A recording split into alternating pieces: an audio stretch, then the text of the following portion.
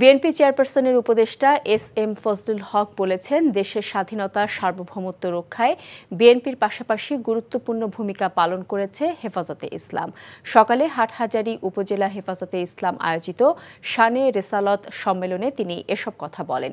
এদিকে একটি গোষ্ঠী বিএনপির নামে অপপ্রচার চালাচ্ছে বলে মন্তব্য করেছেন বিএনপির কেন্দ্রীয় নির্বাহী কমিটির স্বেচ্ছাসেবক বিষয়ক সম্পাদক মীর শরফত আলী সপু।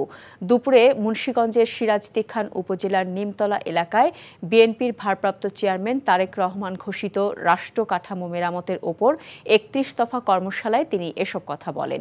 ওদিকে নারায়ণগঞ্জ ৫ আসনে বিএনপির মনোনয়ন প্রত্যাশার ঘোষণা দেওয়ায় তার বিরুদ্ধে নানা ষড়যন্ত্র হচ্ছে বলে অভিযোগ করেছেন নারায়ণগঞ্জ মহানগর বিএনপির সদস্য ও বিশিষ্ট ক্রীড়া সংগঠক মাসুদুজ্জামান মাসুদ।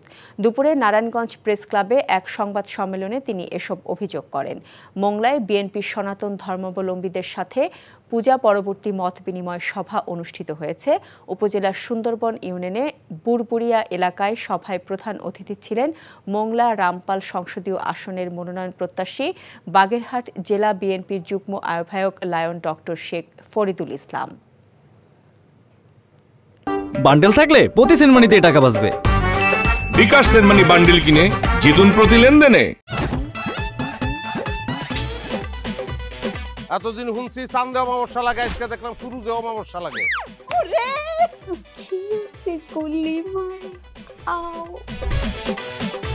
আপনার নামটা? আমার নাম লাবণ্য। এটা ধরেন। এইটা কি? সোলেমানি আংটি। ভয় পেলে নাকি সিরিয়াস?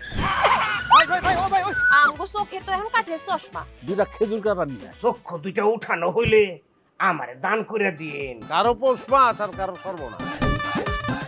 নাই রে নাই, আমার বাপে নাই। এই হারামজাদা, হাতে কি গ্রামের মাসে তোর আটকা জলিল কর।